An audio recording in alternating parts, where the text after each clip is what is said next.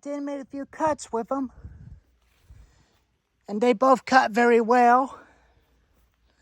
And I did took the small pine trees down.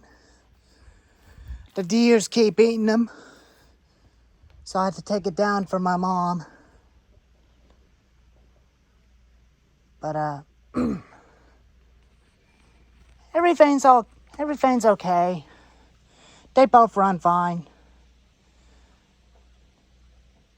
I just don't even like using them each in the summertime. Only if I wanted to.